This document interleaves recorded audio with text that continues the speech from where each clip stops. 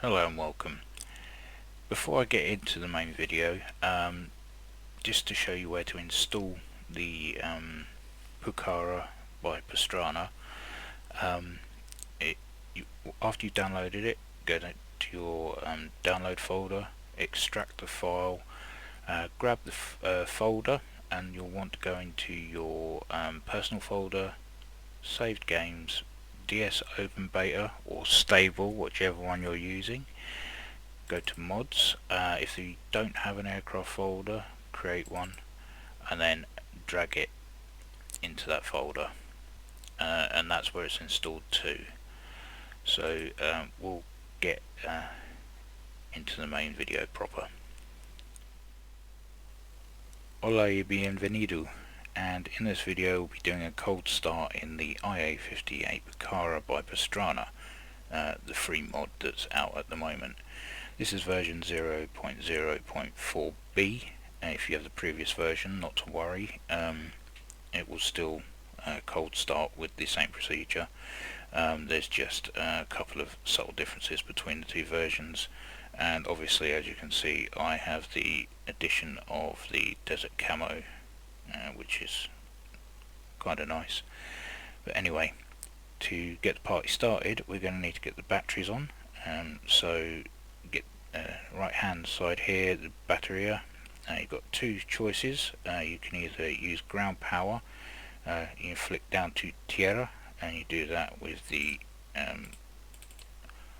right click. If you left click it, it goes to vuelo, which is flight, and that's the internal batteries. And just so you're aware, at the moment only a few switches are actually clickable on this right hand side: battery, pitot, and prop defrost, which is, or DI, sorry, which is here.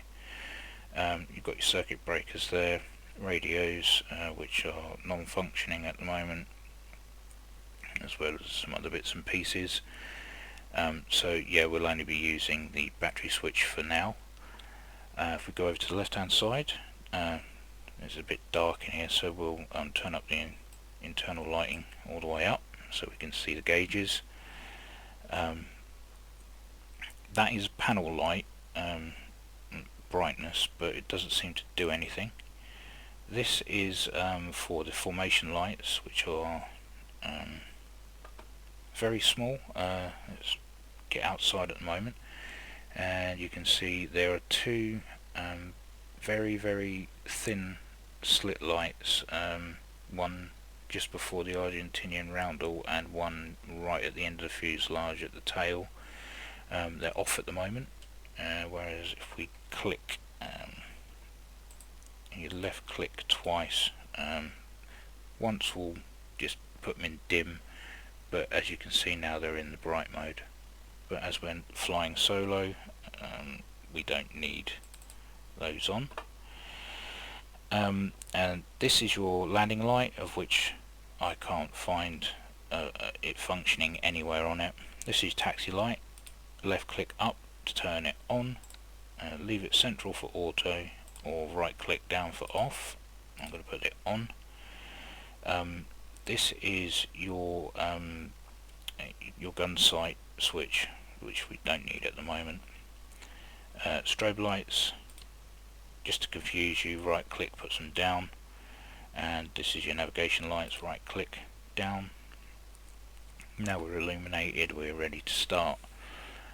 Just go through a few of the gauges quickly. That's your indicated airspeed, artificial horizon obviously, your altimeter, barometric, which you can set just using the mouse scroll there, vertical velocity, telling you if you're climbing or in a dive, and the backup artificial horizon, and obviously your engine instruments and fuel gauges. So yeah, some of these don't work. I mean, some of them are just there to look pretty for the time being, but it's a pretty accurate cockpit. Now, to get the engines going, we're going to open the fuel cocks by right clicking twice on those. we need to open the fuel pumps, so right click again.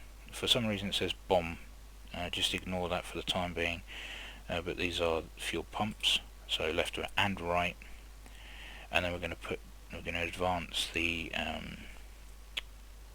throttles into start mode, so double click twice, and then your starter switches are here, so you're going to click and hold the right mouse button, and you see it starting to spin. If we look down at the gauge there, you can see that the RPMs are building. Once it gets over about 25%, we can let go of the button.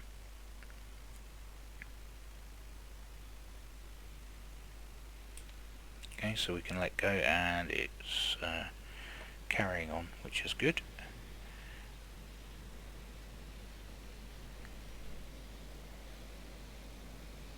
Alrighty, and then the same again with the right hand engine. So this one, click and hold, just watch the gauge until it gets to over 25%.